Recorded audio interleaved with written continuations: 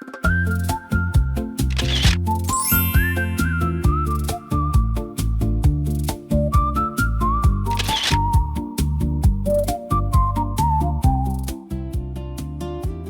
IP데일리 김용철입니다. 오늘은 그 세상을 바꿔놓고 있는 AI, 그리고 AI를 가능하게 한 이 반도체 얘기를 좀 하도록 하겠습니다. 오늘 한국 최고의 반도체 전문가, 그리고 AI 전문가, 또 지식재산 IP 전문가들 모셨습니다. 우선 이정호 서울대 교수님 나오셨습니다. 네, 반갑습니다. 네, 윤국진 카이스트 AI 대학장님. 네, 반갑습니다. 네, 워너비 특허법률사무소 김지수 대표 변리사님 나오셨습니다. 네, 반갑습니다. 네, 요즘 AI 그리고 반도체 아니면 사실은 할 얘기가 없다고 할 정도로 글로벌, 세계적으로 화두가 돼 있는데요. 사실 2022년 11월에 챗 GPT가 갑자기 나오면서 이 AI가 세상을 막 뒤흔들고 있는 상황이거든요. 근데 우리 이정호 교수님은 그런 뭐랄까, AI가 이렇게 갑자기 나왔는데 AI의 출현을 예측을 했나요? 어떻게, 업계에서는 어떻게 보고 있습니까? 그건 뭐 저보다 우리 윤 교수님이 더 대답을 잘 하실 것 같은데, 예. 그 이전에도 이제 그 알파고 때 사람들이 한번 이제 충격을 받았고, 딥러닝, 아까 이제 우리가 알고 있는 알고리즘의 어떤 혁신이 좀 일어나면서 그런 부분들이 이제 이 뭔가 이제 일어나기는 일어나겠다. 변했다. 정말 그 바둑에서 사람을 이기는 이제 AI, 사람의 인식들이 그때부터 많이 이제 바뀌기 시작했고, 엄청 이제 충격을 준 게 그 2022년 11월에 챗 GPT가 나오면서 뭐 가장 짧은 기간에 가장 많은 그 가입자, 사용자를 모으는 그런 기적을 만들어낸 그 기술이 됐죠. AI라는 말이 처음 나온 게 2차 대전 때 1943년이라고 그러는데요. 그 이후에 이제 뭐 AI의 겨울이라고 기대가 확 만발했다가 또 상당히 실망감도 커지고 그게 2번을 거쳤다고 그래요. 그래서 그 다음에 이제 또 AI 세상이 될 것 같은 느낌이 있는데, 윤국진 학장님은 예측을 하셨어요? 예, 사실은 이 학계에서는 말씀하신 대로 AI에 대한 연구가 계속 이루어져 오긴 했었거든요. 근데 이게 기술이라는 게 한번 등장했을 때 굉장히 많은 기대를 받게 되고, 근데 또 그 기대에 미치지 못했을 때는 다시 외면을 받게 되는 상황이 있어서 이제 AI의 침체기라는 게 몇 번 있었는데, 학계에서는 2010년도부터 또 딥러닝이라는 게 굉장히 또 좋은 성능을 보이면서 많이 연구가 되고 있었거든요. 그러니까 저희 입장에서는 이게 갑자기 등장했다기보다는 그전부터 또 계속 차근차근 진행이 되고 있었습니다. 그러니까 예를 들면 GPU라는 게 사실은 그래픽 처리 유닛인데, 이게 딥러닝을 위한 컴퓨테이션 용도로 사용되기 시작하는 것도 굉장히 큰 변화였고요. 그 다음에 데이터가 많아진 것도 있었고, 그래서 기존에는 GPU를 활용해서 데이터를 처리하는 쪽에 연구가 계속 꾸준히 진행이 되고 있었는데, 이제 트랜스포머가 2017년도에 나오면서 한 단계 이제 점프가 일어났죠. 더 많은 데이터를 효과적으로 처리할 수 있는 기술이 나왔고, 근데 사실은 그 기술적으로는 많이 발전이 됐는데, 결국은 학계에서는 이제 특정한 문제, 어떤 기술적인 문제를 푸는 부분에 많이 적용이 되고 있었다가 2022년도에 갑자기 이제 챗GPT가 나오면서, 그때 제가 생각하는 큰 변화는 일반인들이 딥러닝을 접하게 된 거죠.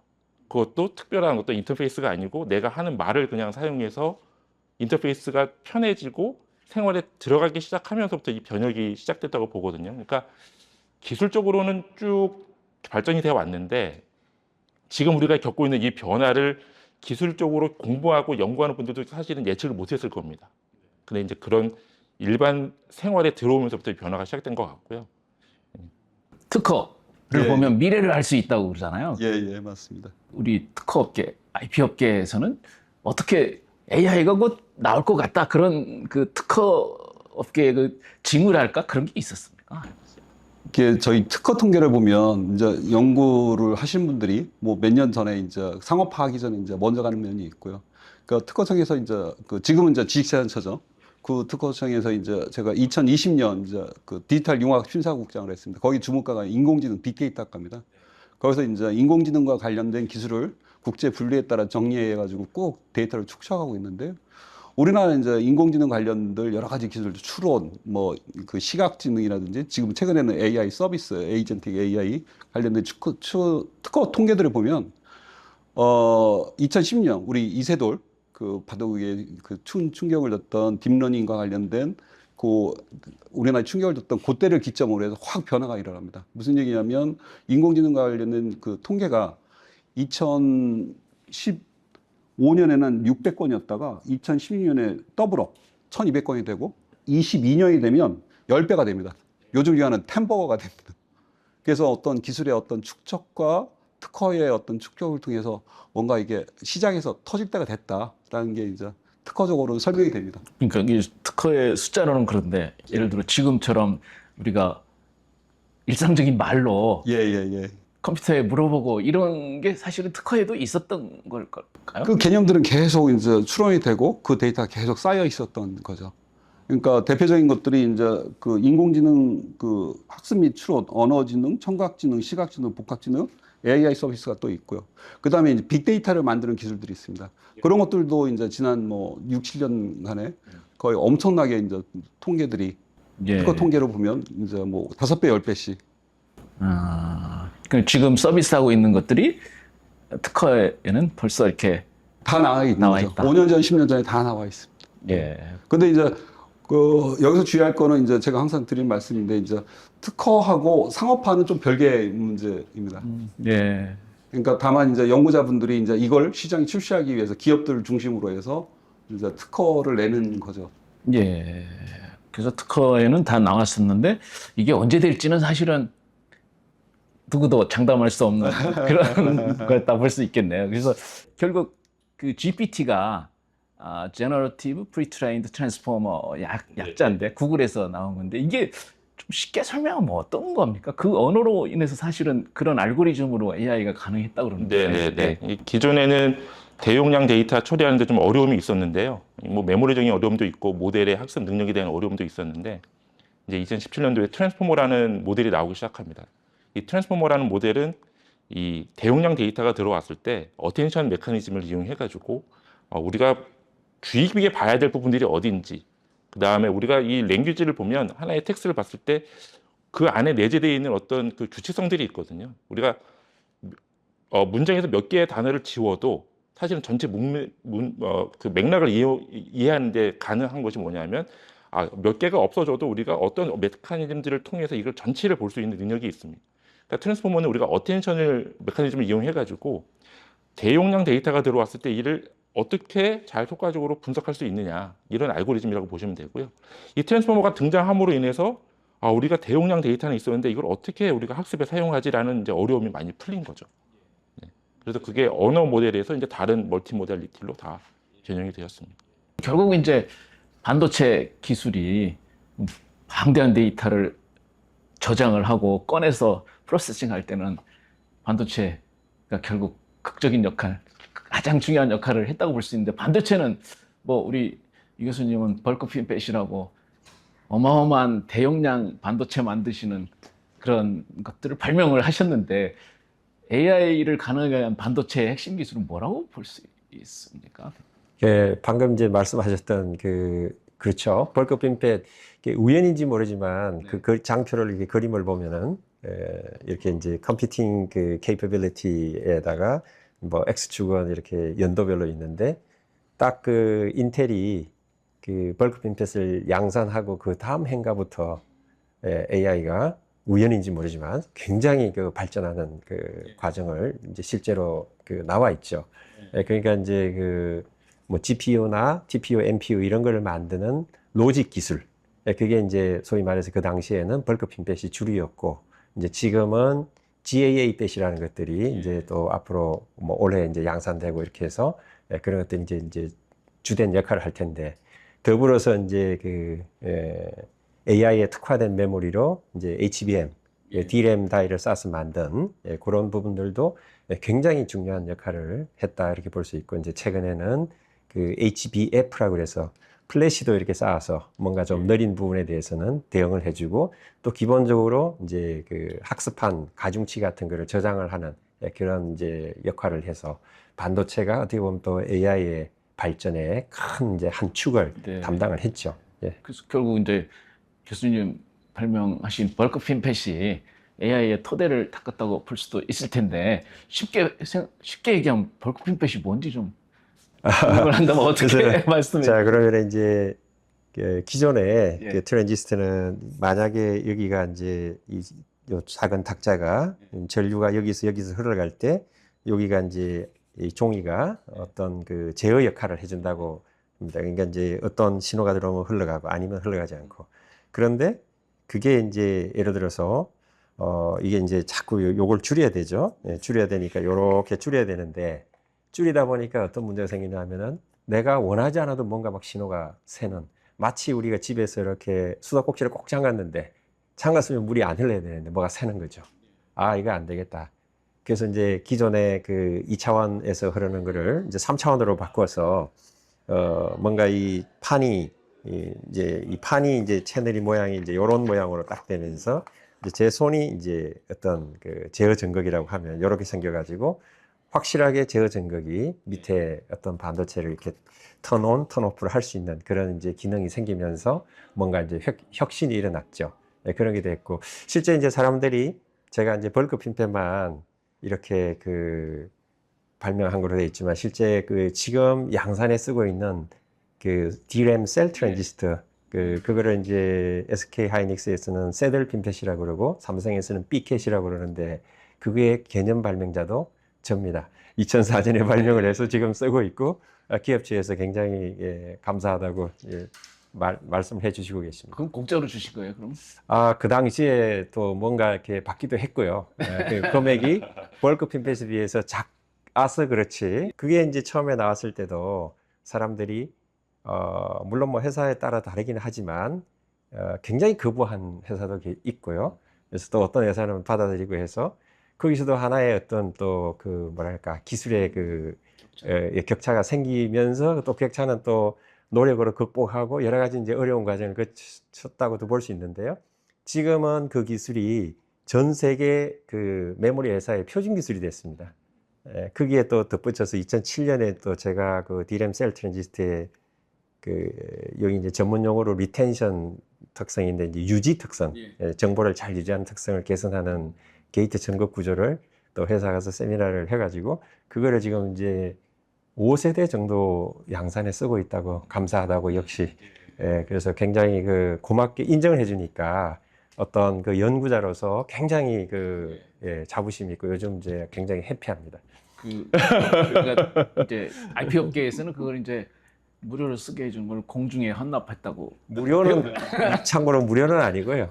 작은 돈이지만 예, 벌크 핀펫에서도 훨씬 작은 돈이지만 네. 유료입니다. 예. 그게 이제 잘 활용했다는 건 하이닉스를 말씀하실 테고. 아, 전 세계 그 메모리 업체가 다 쓰고 있습니다. 그 표준 기술이 됐고 이제 회사에서는 대학의 초기 연구가 기업으로 이제 이전이 돼서 이렇게 성공한 대표적인 사례로 인정을 해주셨습니다. 그게 셀 트랜지스터.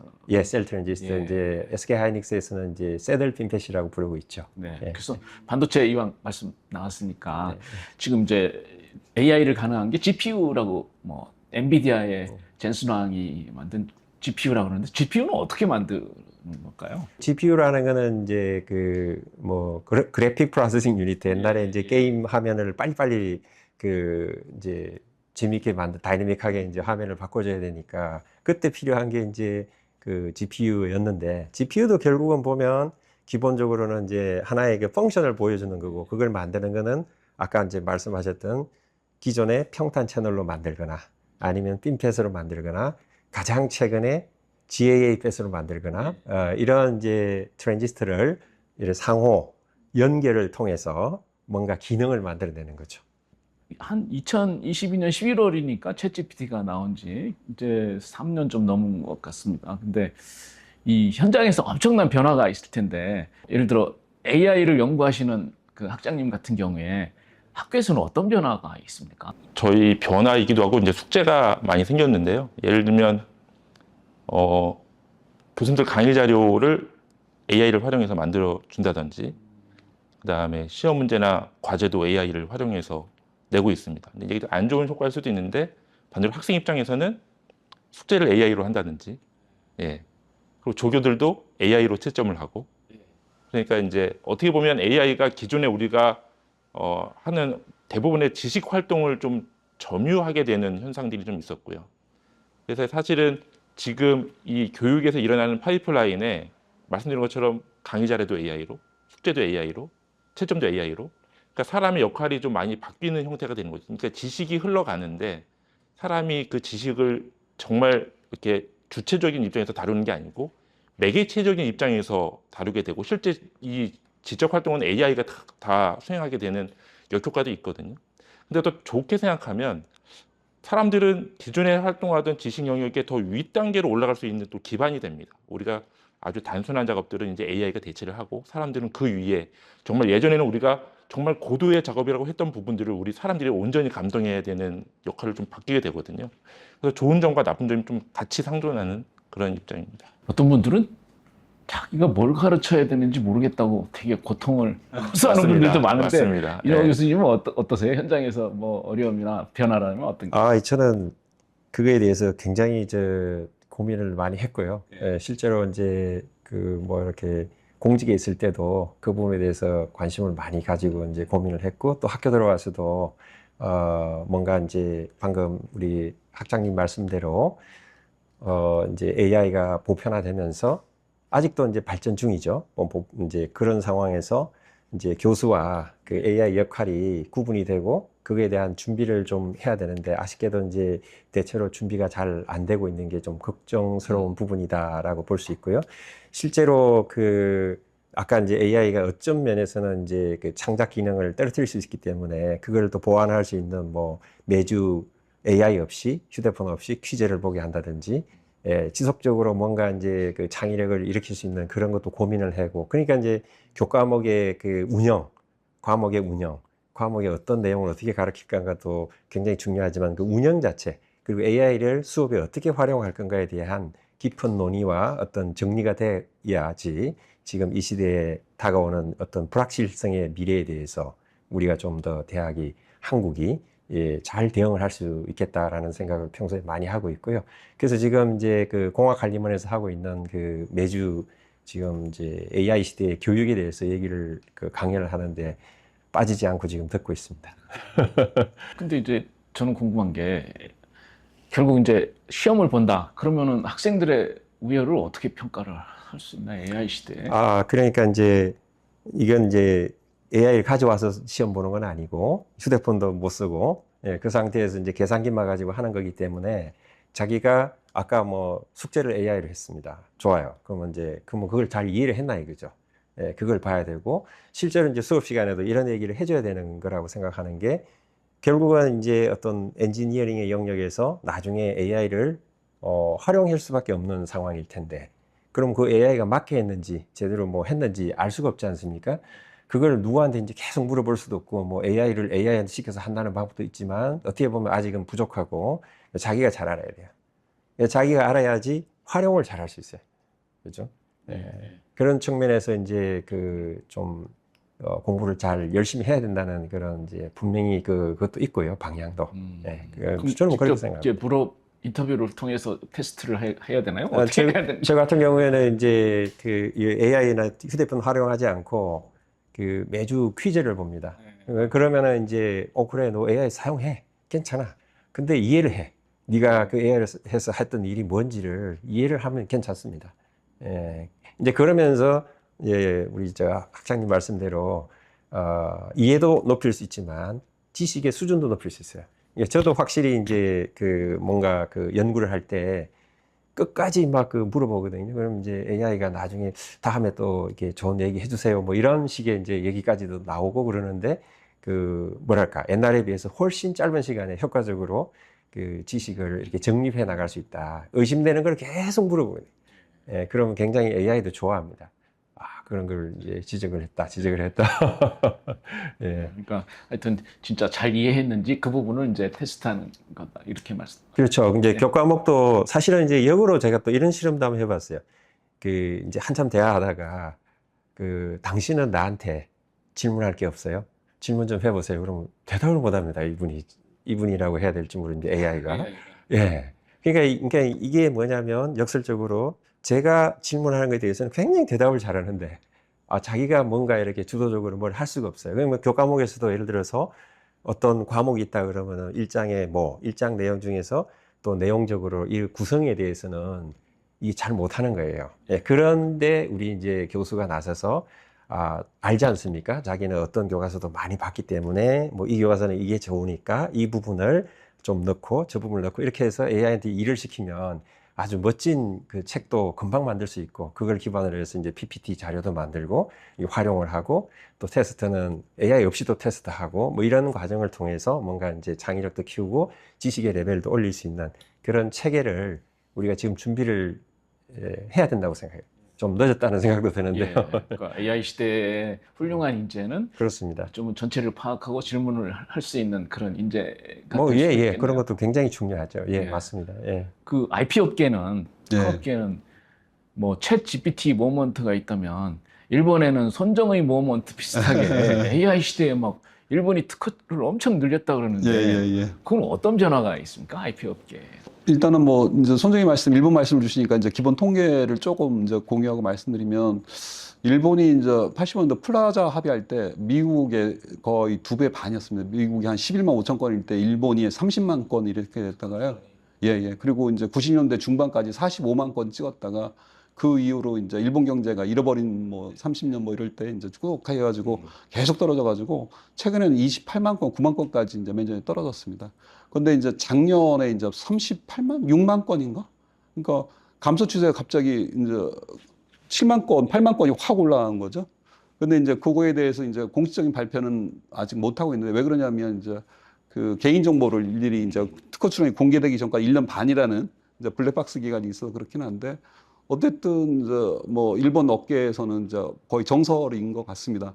그쪽에 그 종사하신 분들 이제 여쭤보면 뭐 다 손정희 회장님께서 그 소프트뱅크에서 한꺼번에 8만 건을 이제 했는데 저희들이 다 생각을 해도 이제 물리적으로 이렇게 불가능하지 않습니까? 짧은 시간 안에 몇 달을 한두 달 안에 8만 건을 특허 출원한다는 게 다 인공지능을 이용해서 이게 특허 출원한 걸로 이제 예상을 하고 있고요.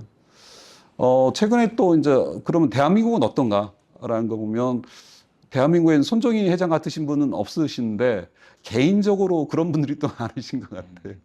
어제 뭐 공학칼림원 뭐 이제 세미나에 참석했었는데 이제 지식재단 처장님 말씀하시는데 그 금년 상반기 1월 달부터 6월 달까지 작년보다 30% 특허 출원이 늘었다고 합니다. 우리나라도 엄청나게 특허 출원이 많은 나라인데요.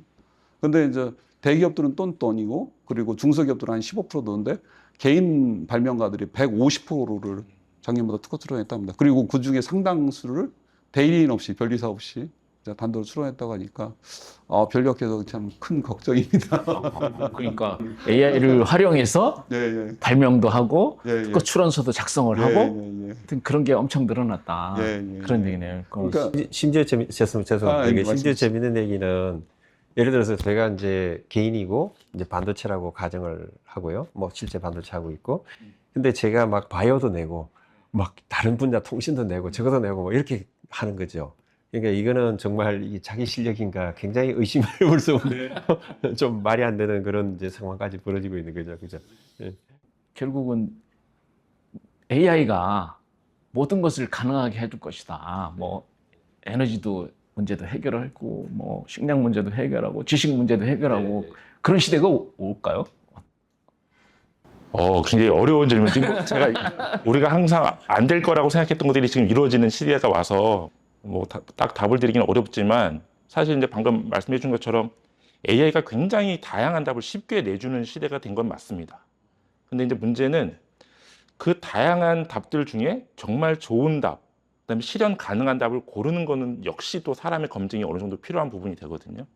그래서 지금 시대는 굉장히 많은 솔루션들이 쉽게 아주 값싸게 나오는 시대가 된 건 맞는 것 같습니다. 이제 병목은 어디에 있냐 하면 그 많은 제안들 중에 어떠한 제안을 선택할 것이냐, 어떤 것이 실현 가능한 것이냐, 그 검증할 수 있는 능력이 사실은 병목이 되고 있거든요. 근데 그런 부분이 여전히 사람의 개입이 필요한 부분이고요. 말씀해 주신 굉장히 큰 문제들, 당연히 AI가 어떠한 제안이나 답을 줄 수는 있죠. 하지만 그의 검증이 굉장히 필요한 부분이 있어서 AI가 도움을 줄 수 있고 실제로 AI가 제안한 답이 우리 솔루션이 될 수는 있지만 여전히 그걸 선택하는 것은 사람의 몫이다. 이렇게 생각을 하고 있습니다. 왜 그 AGI라고 네. Artificial General Intelligence, 그래서 사람보다 더 AI가 네, 똑똑해지고 네, 네. 모든 것을 할 수 있는 그런 시대가 네. 언제 올 것이냐. 네. 학장님은 어떻게 보세요? 언제? 그게 사실은 이제 우리가 AGI라는 개념은 다 잘 이해를 하고 계시거든요. 그러니까 말씀해 주신 것처럼 다양한 분야, 다양한 태스크에 사람 이상의 수준을 다 보여주는 그런 이제 AI를 우리가 AGI라고 부르는데, 이게 사실은 얼마만큼 돼야 AGI다 이런 기준이 있는 건 아닙니다. 우리가 그 방향으로 나아갈 뿐이지, 이 정도면 AGI야, 이건 아니야라고 우리가 평가할 수 있는 건 아니거든요. 그래서 이제 질문해 주신 것처럼 우리가 AGI가 그럼 언제쯤 달성 가능하냐? 그거는 사실은 우리가 그 방향으로 계속 나아갈 뿐이지, 뭐 2030년에는 가능합니다, 이건 아닐 것 같고요. AGI로 가는 방향의 수준이 계속 높아지겠죠.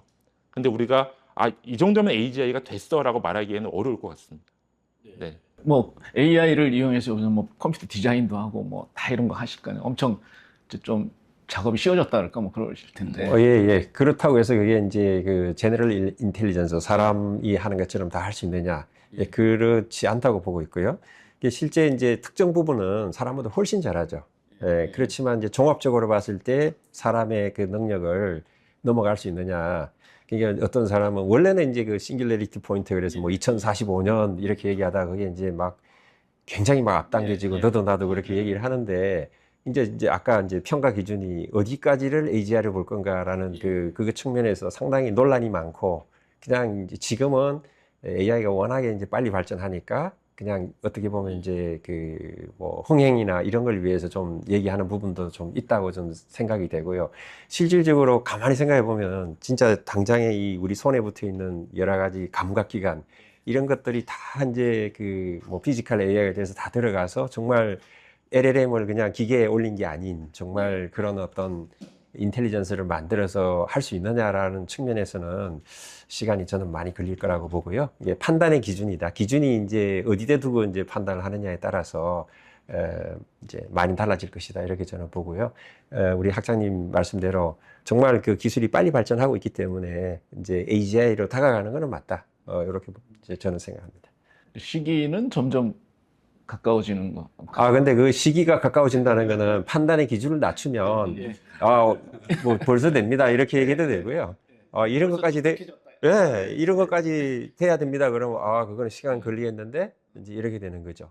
예, 실질적으로 이제 뭐 휴머노이드가 사람처럼 이렇게 밥 먹고 뭐 오전을 걸어 다닐 수 있느냐? 그거 쉽지 않죠. 여러 가지 그 기능을 다 가지고. 그냥 단순히 뭐 이런 그 이미지 센서 하나만 가지고 이게 이제 자세 제어하고 이런 것만 가지고 간다, 그러면 뭐 그렇게 할 수도 있겠지만, 그렇게만 해가지고는 안 되잖아요. 사람은 그보다 훨씬 더 많은 기능을 가지고 있잖아요.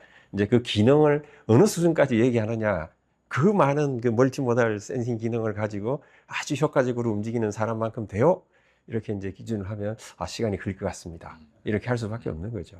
왜 지식이 이렇게 풍부해지고 그러면은 뭐 사람이 독창적으로 하는 게 사실은 발명하고 창작이라는 두 가지 영역이 있을 텐데, 그 IP 업계에서는 아까처럼 막 AI가 발명도 하고 발명 명세서도 쓰고 그러면은 특허가 필요 없는 거 아니냐, 이런 얘기도 나오는데, 그런 부분들은 IP 업계에서는 어떻게 판단을 하고 있습니까? 실무적으로 이게 보면 이제 소망은 우리 은퇴하기 전에 그런 일이 안 왔으면 좋겠다는 거고요. 그리고 현실적으로 보면 이제 지금 뭐 두 분 교수님께서 좋은 말씀 주셨는데요. 그러니까 지식이 폭발하는 거하고 또 시장에서 이제 어떤 제품과 서비스가 돌아다니는 건 또 별개의 문제라고 생각합니다. 이게 버크민스터, IBM에서 만든 버크민스터 그 나일리지 커브라는 거 보면 이제 뭐 1900년대는 지식이 2배 되는데 더블업 되는데 뭐 150년, 200년 됐다가 뭐 이제 1980년대 이런 데는 뭐 5년, 10년 하다가 지금은 이제 1, 2년, 그리고 어떤 분야는 뭐 하루 이틀만 해도 이제 지식이 2배로 폭발하고 있다는데, 근데 미국에서 이노베이션의 정의가 뭐냐면 시장에 새로운 제품, 서비스를 출시하는 겁니다. 그리고 새로운 서비스가 나왔을 때 그거를 프리라이딩 못하게, 카피하지 못하도록 막는 제도가 이제 지재권 제도가 되겠고요. 그 중에서도 이제 그 특허 제도에 대해서도 많은 이제 위화점을 하시는데, 이제 소프트웨어 하신 분들은 약간 좀 거부감이 가능하시고, 저는 원래 이제 화학 전공인데 이제 그 제약 산업부에서는 갸우뚱가우뚱합니다. 이게 이제 그 IP 제도에 대한 여러 가지 이제 설이 있는데요. 첨부 인권설, 인간이 태어날 때 가지고 있는 그리고 이제 노동의 대가설, 그리고 이제 투자 유인설이 있습니다. 이게 대규모 투자가 들어가야 되는 거에 대해서는 근데 제약업계 같은 경우에는 이제 미국에서 나오는 여러 가지 뉴스 보면 미래의 가장 큰 제약회사는 구글이 될 것이다. 그 작년에 뭐 이제 구글 이제 그 연구원이신 아파폴도 만드신 분이 이제 노벨 화학상도 받으시고 그랬죠. 단백질 구조. 서비스. 예. 데미사 서비스. 예. 근데 이제 저희들한테 쇼킹하기도 하지만 또 결국에는 이제 지금 뭐 지난 10년 동안 인공지능을 위해서 신약 개발을 위해서 많은 노력들을 전 세계에서 몇십 조 이상 쏟아부었을 겁니다. 그런데 정작 성공적인 제품을 아직까지는 출시를 못하고 있고 또한 그 신약 개발 비용 중에 많은 부분은 90% 이상은 임상 비용입니다. 그러니까 비용과 시간을 많이 절약해 주긴 하지만 저희들이 시행착오를 많이 줄이고 도와주는 좋은 역할들을 하고 있지만 아직까지는 시장과 결부지어서 생각해 본다면 지식의 폭발과 그 지식재산 제도는 좀 약간 분리해서 봐야 되는 거 아닌가. 저희들은 아직 그렇게 보고 있습니다. 그래서 결국 이제 무용론이 나오는 게 AI가 기존의 특허를 이제 똑같은 효과를 내면서 우회하는 기술들을 다 개발을 할 것이다. 그래서 특허 내부면 오히려 손해보는 거 아니냐. 다 알려주면 AI가 그거를 회피해가지고 다른 기술로 이거를 해결하는데 그러면은 특허라는 게 뭐 발명자한테 20년 동안 독점적인 권리를 주는 건데 이게 무용론이 있는 거 아닌가 그런. 저 무용론도 있으면서 이제 전통적으로 이제 그 특허하고 영업 비밀을 트레이드 오프 관계로 많이들 설명을 하십니다. 이게 코카콜라의 이제 그 영업 비밀 얘기를 하시면서 굳이 이제 공개 안 하고 비즈니스적으로 그걸 몰고 갈 수도 있지 않냐 뭐. 그리고 괜히 기술만 공개 지금 말씀 주신 것처럼 이제 이렇게 이제 카피하고 뭐 이러지 않겠냐 이렇게 되는데 근데 저희들이 이제 오랜 관찰을 통해서 보면 그런 우려들을 되게 많이 했었는데 세상은 거꾸로 가더라는 말이죠. 예. 그러니까 지금 그 중국이 이제 세계 특허 출원 1위인데요. 1년에 작년 통계로 180만 건 했고요. 그리고 미국이 이제 60만 건. 그 다음에 3위가 이제 아까 말씀드린 일본이 38만 건. 우리나라가 이제 26만 건으로 자랑스러운 사이를 하고 있는데. 근데 이 출원 통계가 꾸준히 우상향입니다. 주식을 이쪽에다 걸면 좀 장기적으로 쓰지 않을까라는 생각이 들고요. 그리고 현실적으로 보면 이제 아까도 말씀드렸다시피 이제 특허하고 영업 비밀이 서로 트레이드 오프라는 저희는 상호 보완적으로 봅니다. 그러니까 무슨 얘기냐면 이제 제품이라든지 서비스를 시장에 출시했을 때 그 리버스 엔지니어링이라든지 상대방 경쟁자들이 뺏길 가능성이 높다 그러면 그건 영업 비밀로 가져갈 수가 없잖아요, 아예. 그러니까 아예 이제 빨리 공개하고 빨리 특허를 받아서 시장에서 보호하는 정책을 이제 하는 게 글로벌 스탠다드라고 저희는 생각하고 있습니다. 글쎄 말이에요. 제가 며칠 전에 그 와이퍼 세계 지식재산 기구에서 발표한 자료를 보니까 AI 특허에서 갑자기 그 손정희 회장의 소프트뱅크가 글로벌 1등이 된 거예요. 중국에 뭐 무수한 업체를 다 지키고 그래서 아 이게 뭐지 했는데 결국 이제 AI로 특허를 만들어서 출원을 했다는 거고 그 연구 발명하시니까 교수님 같은 경우 그런 고민 안 드세요? 이게 이제 이걸 특허를 해서 다 18개월, 1년 6개월 지나면 기술이 공개가 되는데 그걸 이제 AI가 다 우회해서 새로운 걸 만들어낼 수 있다. 그러면 특허를 왜 내냐 도대체. 그러니까 이제 지금도 사실은 예. 그 AI만큼은 아닐지언정 어떤 뭐 기업에서 뭘 하고 있으면 그거보다 좋은 방법이 있어요. 있긴 있어요. 있긴 있는데 기업에서 그걸 쉽게 그 받아들이지 못합니다. 왜냐하면 이미 이제 그 방향으로 어마어마한 시설이 갖춰져 있는 상태에서 뭐 조금 개선되는 거를 내가 적용해야지. 그러면 예를 들면 이제 AI 시대에는 AI가 그런 그 우회 루트를 만들어줬어요. 그럼 그걸 쉽게 받아들일 수 있느냐? 그건 어렵죠. 이제 양산이라는 측면에서 보면 여러 가지 기투자된 시설과 여러 가지 이제 그에 딱 맞는 여러 가지 이제 그 기반을 딱 갖추고 있는데 저만큼 개선되니까 내가 이 기반을 포기하고 바꿔야지 이게 이제 쉽지가 않고요. 예, 그래서 지금도 사실은 AI 이전에도 이제 그건 있는 일이고 그 다음에 이제 저는 생각할 때 저희는 이제 아이디어성 특허가 잘 아니죠. 연구 쪽은. 그러면은 이제 아까 뭐 제약 같은 경우에는 어떻게 그 제약을 하는지에 대한 큰 줄기들이 훌륭하신 분들이 이제 다 연구를 해놓고 있고 그 빈자리는 그 연구자들이 다 알지 못하잖아요. 그런 빈자리는 이제 모조리 AI가 다 서치해서 다 채우는 거죠. 그럼 이제 그거는 혁신적인 특허라고 할 수 있느냐. 그런 측면에서 저는 좀 아니라고 생각을 하고요. 그 다음에 이게 몸을 가지고 움직이면서 인지를 하면서 연구를 해서 이렇게 이제 새로운 이제 AI가 알지 못하는 영역을 이제 창조를 해서 거기서 이제 새로운 특허를 만들고 하는 거는 저는 여전히 이제 모르겠습니다. 저 자신은 뭐 AI하고 경쟁해 볼 만하다 이렇게 생각을 하는데 다른 분들은 이제 생각이 다르기 때문에 제가 뭐 이렇게 감히 말씀을 드릴 수는 없지만 어쩌면 이렇게 될 수 있어요. 이제 대부분의 보편적이고 이 조합을 통해서 만들어진 특허는 AI가 많이 감당을 할 수 있겠다. 그렇지만은 이제 진짜 창의적이고 미래지향적이면서 실용적인 그런 영역은 이제 사람이 또 잘할 수 있는, 거기에 더 집중해서 할 수 있는 그런 또 시대가 되지 않았나. 그리고 이 말씀하셨지만 역설적으로 AI 특허권 무용론 이게 이제 어차피 기술 경쟁을 하는 이 시점에서 그거를 이제 무용화 해버리면 이제 이게 그 R&D를 할 그 동기가 많이 사라질 수도 있고, 그렇기 때문에 어떤 식으로든지 간에 AI가 특허를 써주더라도 그걸 어떤 식으로 하는지 간에 특허 제도는 유지하면서 갈 것이다. 왜냐하면 뭐 결국 국가의 기술 패권 경쟁도 특허서부터 출발하기 때문에 그 뭐 돈을 투자하고 만드는 그런 기술이기 때문에 제가 보기에는 계속 존속할 것 같다. 이렇게 저는 생각을 합니다. 교수님 말씀을 들으니까 제 일자리가 지켜지는 것 같아서 많이 의문합니다. 윤국진 학장님은 어떻게 하세요? 요새 AI도 뭐 특허 출원이 엄청 번물을 네, 이루고 있는데 그 비밀로 간직하고 싶으세요? 아니면 특허를 해서 근데 이제 저희는 오픈을- 이제 학계에 있으니까 저희는 특허보다는 사실 논문 위주로 예, 많이 연구를 진행을 하거든요. 근데 논문을 사실 이제 예전에는 논문을 제출하면 논문 제출로 끝났는데 어느 순간부터 이제 그 논문의 실험에 사용된 소스 코드를 같이 제출하게 돼 있는 상황이 돼 있거든요. 그 배경이 뭐냐면 예전에는 거짓된 결과로 논문을 내는 경우가 많았어요.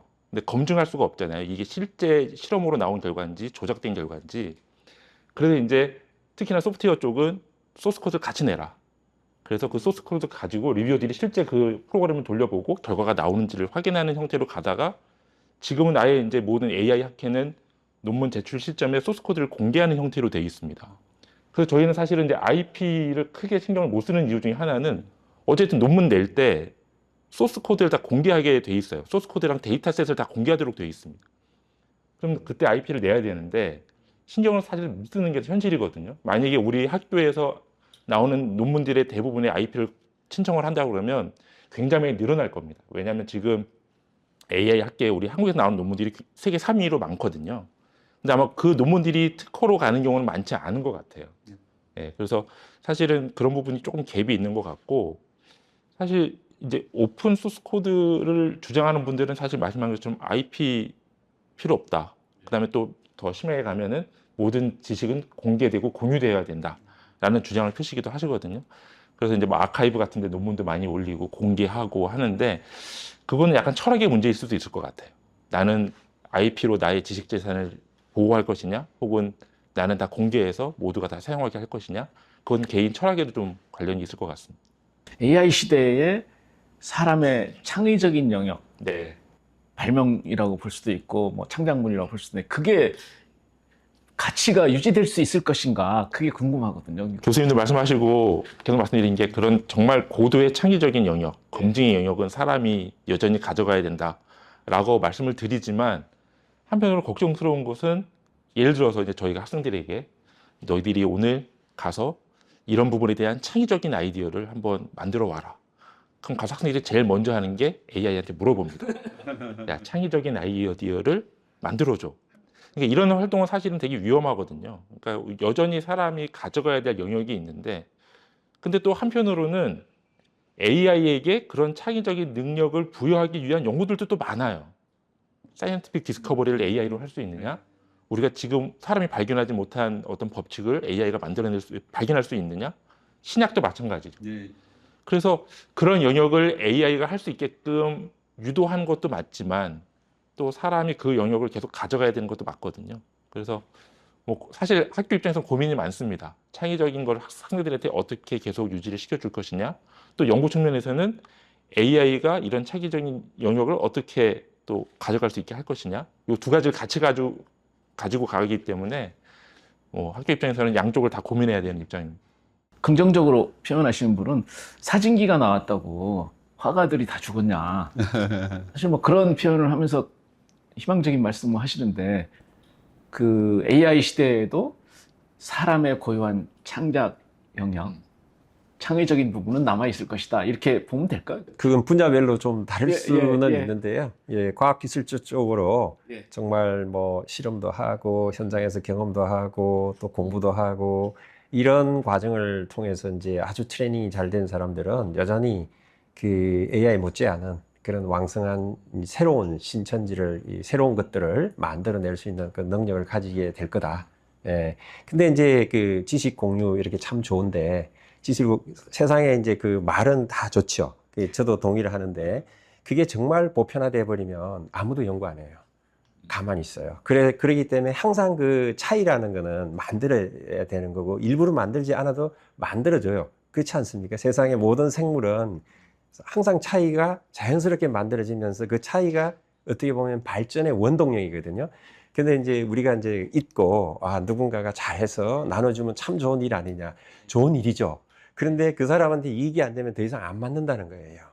그거를 우리는 항상 명심을 하고 그 사람이 잘 만들 수 있게, 또 이게 지지하고, 잘했어. 이렇게 해줘야 우리가 또 이게 행복한 거거든요.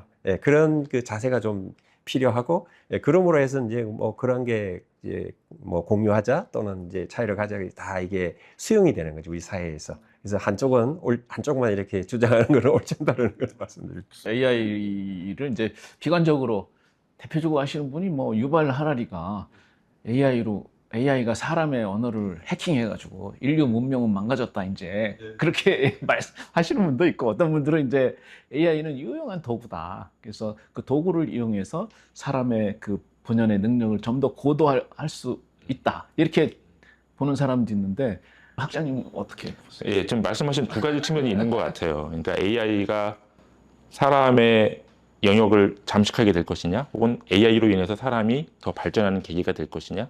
그건 이제 저희가 어떤 정책과 방향으로 나아가느냐에 따라 다를 것 같거든요. 그러니까 예를 들어서 저희가 이제 우리 카이스트에서 어떤 실험을 했었냐 하면 중학생들에게 LLM을 주고 영어 쓰기 능력이 어떻게 변화되는지 한번 본 실험을 했었는데요. 나중에 결과물을 봤을 때는 모든 학생들이 다 균등한 양질의 결과를 냈습니다. 근데 나중에 LLM을 쓰지 않고 실제 아까 말씀하신 것처럼 LLM 없이 쓰기를 봤을 때 기존에 잘하는 학생들은 굉장히 발전됐어요.